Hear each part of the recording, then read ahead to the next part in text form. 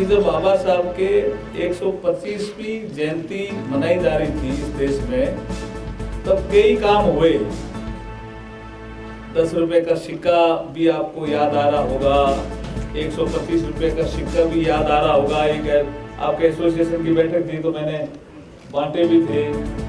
लेकिन प्रधानमंत्री नरेंद्र मोदी जी के नेतृत्व में कुछ ऐसी कोठियां थी जो कुछ एमपीओ के पास थी, कुछ सीपीडब्ल्यूडी का 2-3 कोठियां उनके पास थी, उनको खाली कराना बड़ा काम था। लेकिन इस काम को नरेंद्र मोदी जी ने अपने हाथ में लिया कि बाबा साहब की 125वीं जयंती के अवसर पर जो 100वीं जयंती में तय हुआ था, ये तय 100वीं जयंती में हुआ था। जब वीपी सिंह जी देश के प्रधानमंत्री थे तब ये तय हुआ था कि डॉक्टर अंबेडकर इतने विपरीत परिस्थितियों में इतनी पुस्तकें लिख गए, इतना अध्ययन हमें दे गए, संविधान सहित बहुत सी चीजें हमें दे गए, इतना टैलेंट कैसे आया, इसका कोई न कोई एक संस्था बनकर के अध्ययन करे। तो उस समय तय हुआ था। 100वीं जयंती का मतलब हो गया 1991-92 में तय हुआ कि बाबा साहब डॉक्टर बी.आर. अम्बेडकर के नाम से एक doctor Ambedkar international study centre बने।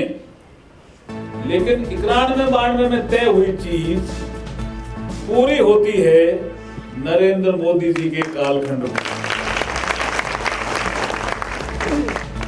तो ये असाधारण योगदान है नरेंद्र मोदी जी का। इसके शिलान्यास के समय भी हम आए थे, उद्घाटन के समय भी हम आए थे।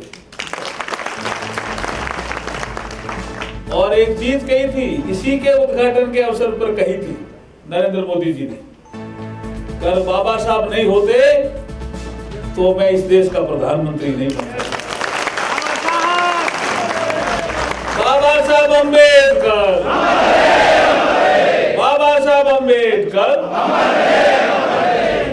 आज के इस प्रोग्राम में उपस्थित हमारे चेयरमैन रेलवे बोर्ड आदरणीय सतीश कुमार जी, हमारे मध्य रेलवे बोर्ड के अन्य पदाधिकारी जिसमें एडिशनल मेंबर प्रमिला भार्गव जी, हमारे रेणु शर्मा जी, ईडी रिजर्वेशन, हमारे पीसीपीओ नॉर्दर्न रेलवे और हमारे all India SC/ST railway employees association जिसके राष्ट्रीय अध्यक्ष BL बैरवा जी। हमारी और बैरवा जी की कुछ समानताएं पता है क्या आपको? कि 2009 में ये शायद all India SC/ST railway employees association के अध्यक्ष बने होंगे आप। कब बने? 2009 में। और 2009 में मैं MP बना।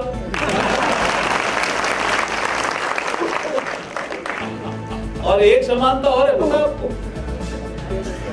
जयपुर में जो हमारा घर है उसी गली में इनका घर है।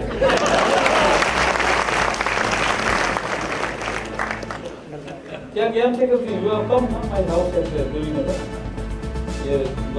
once upon time शायद you have come in Jaipur. आपको देखना है तो मैं बाहर मिल गया, किसको ढूंढ रहे हो?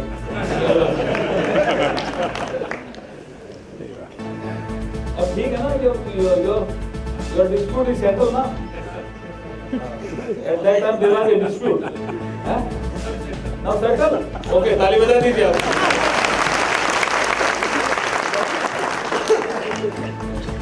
हमारे पीसी शर्मा जी भी आए हैं, केपी चौधरी जी भी आए हुए हैं।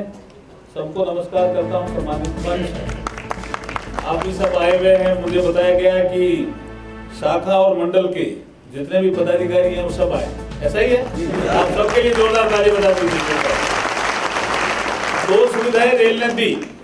हमारा नागपुर जो आपका अधिवेशन था जिसमें रेल मंत्री जी भी आए थे, मैं भी आया था, मैं शायद रात को आया था।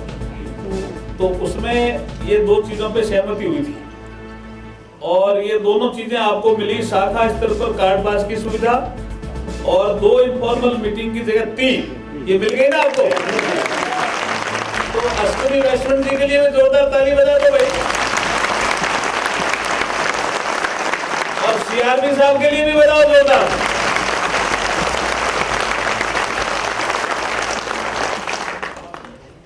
अभी वो प्रधानमंत्री जी के साथ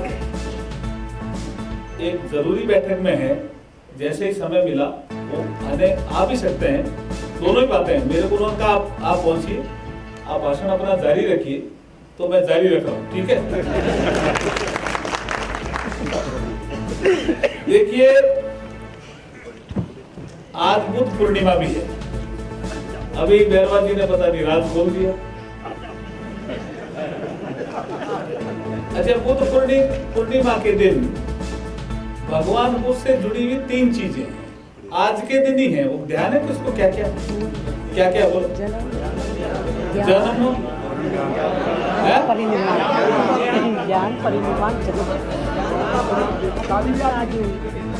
हाँ नहीं, पर और तीनों ही है आप। तो ये पूर्णिमा है ना, बुद्ध पूर्णिमा, वैशाख पूर्णिमा जिसको बोलते हैं हम, ये हर साल आती है। लेकिन इसी तिथि को कोई ऐसा प्रकृति ने कोई नीति बनाई कि भगवान बुद्ध से जुड़ी हुई जो महत्वपूर्ण चीजें हैं 3, एक उनका जन्म जो हुआ लुम्बिनी में, कहाँ हुआ? वो भी बुद्ध पूर्णिमा को हुआ, ध्यान है? उनको जो ज्ञान प्राप्त हुआ वो हुआ बोध गया में, और वो भी बुद्ध पूर्णिमा को हुआ। और वो महापरिनिर्वाण हुआ, वो हुआ कुशीनगर में, और वो भी बुद्ध पूर्णिमा को हुआ।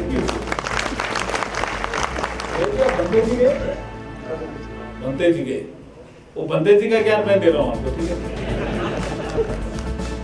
बुद्ध पूर्णिमा भगवान बुद्ध के लिए जीवन में इसलिए महत्वपूर्ण है। अब आप पूछोगे आपने शादी बुद्ध पूर्णिमा को की? तो मेरे उस समय ध्यान में चीजें नहीं थी, पिताजी के ध्यान में रही होगी। लेकिन एक चीज बताओ भाई, मेरा एक अलग टॉपिक है, आज आपने ये बैरवा जी ने छेड़ दिया, इसलिए छेड़ता हूं। तो हमारे मातृशक्ति की प्रतिनिधि भी मंच में बैठे हैं, आप भी बैठे हैं, और भी हैं मातृशक्ति की प्रतिनिधि, कुछ है, कम है लेकिन है। मेरे जब शादी के 50 साल पूरे हुए तो मैंने एक प्रोग्राम किया था कि आदमी शादी करता है हैप्पी रहने के लिए, फिर वो शादी के बाद हैप्पी क्यों नहीं रहता? कभी हमेशा हैप्पी नहीं रहता, ऐसा नहीं है, कभी कभी वो हैप्पी नहीं रहता, और वो शादी करता है हैप्पी रहने के लिए। तो हम हमारी फैमिली में हैप्पीनेस के इंडेक्स को कैसे इंप्रूव कर सकते हैं, इसको लेकर के हमने 5 घंटे चिंतन किया। और मैंने मेरी पत्नी को एक किताब भेंट की, कोई साड़ी भेंट नहीं की, ना कोई गहना भेंट किया, ना कोई और भेंट किया, एक किताब भेंट की। उस किताब का नाम था एक सफर हम सफर के साथ।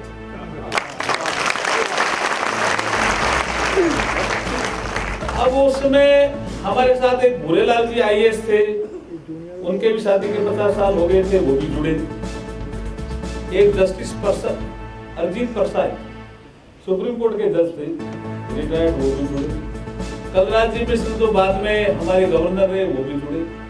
कुछ ऐसे लोग भी जुड़े जो लेबर क्लास की थी, कुछ ऐसे उद्योगपति भी थे, ऐसे 50 पेयर्स अक्रॉस द कंट्री। कोई केरला का था, कोई असम का था, कोई जम्मू कश्मीर का था।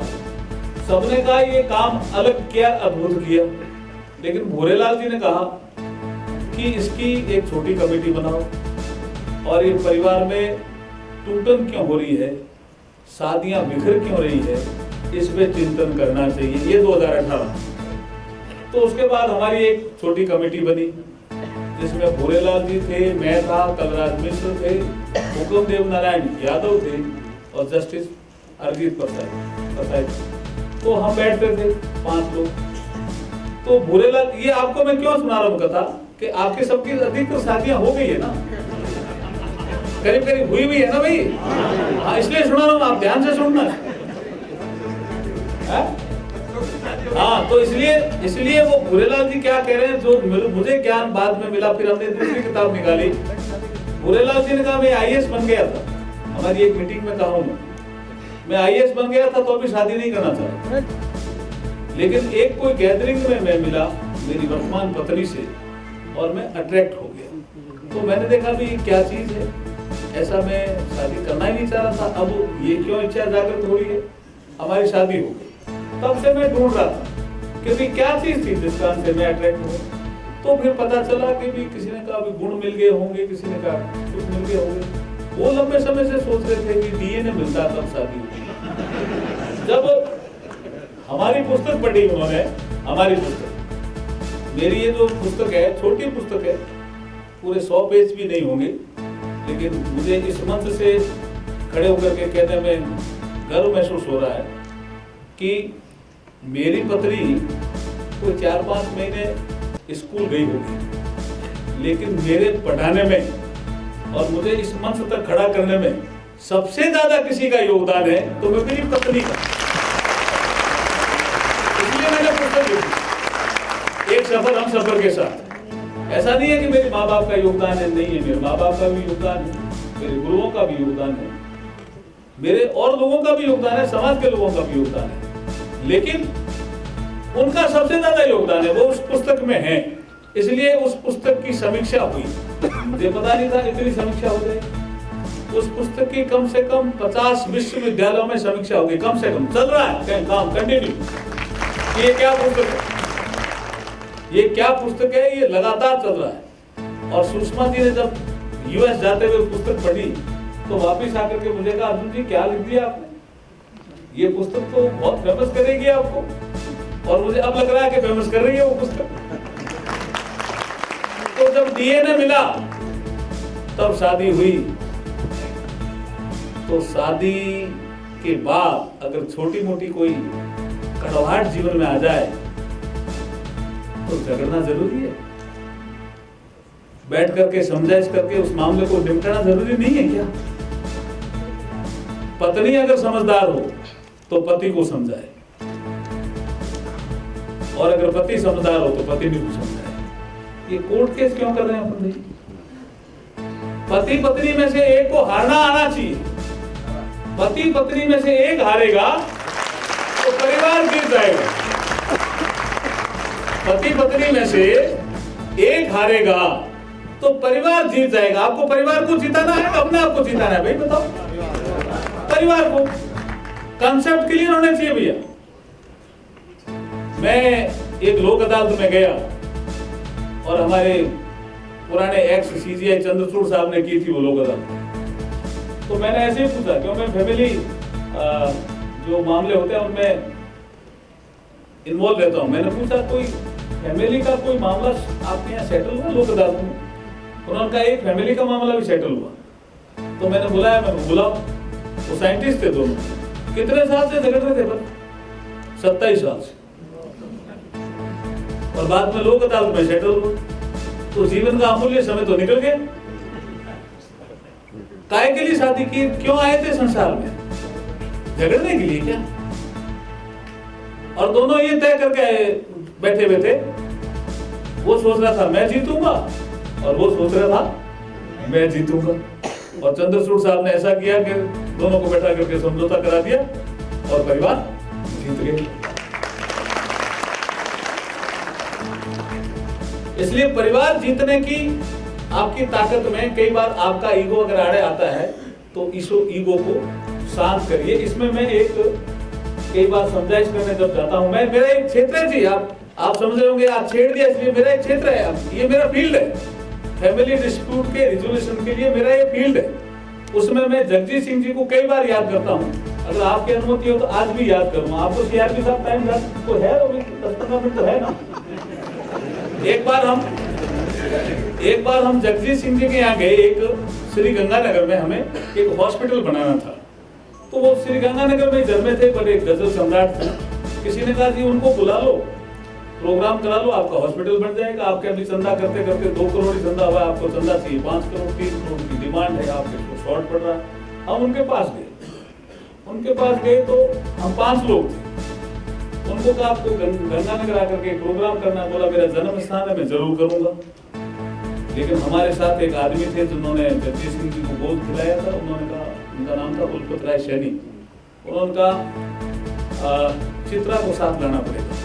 तो जगजीत सिंह जी ने कहा राय साहब, मेरे लड़का था एक, उसकी कार एक्सीडेंट में डेथ हुई। उसके बाद चित्रा ने गाना छोड़ दिया, इसलिए वो नहीं आ सकती श्रीगंगा ने। तो मैं चल रहा हूँ, चिंता मत करो, आपका शो बढ़िया होगा। राय साहब माने नहीं, उन्होंने कहा नहीं, हम तो पंजाबी थे वो, उन्होंने कहा हम तो नूह को लेकर के ही जाएंगे। नूह समझ, पुत्र वधू ना, बहू, हाँ ये चीज कि हम नूह को लेकर के जाएंगे। तो उन्होंने कहा भाई वो नहीं है, चलेगी। तब जब ज्यादा जिद की राय साहब ने, तब जगजीत सिंह जी ने एक अंतरा सुनाया, जो मैं कई जगह सुनाता हूं, और वो मैं गा के सुनाता हूं, जो उन्होंने गाया। मैं गीतकार भी हूं, मैं संगीतकार भी हूं, और मैं कवि भी हूं। तो ये चीजें मैं करता रहता हूं। Press the bell icon on the YouTube app and never miss another update.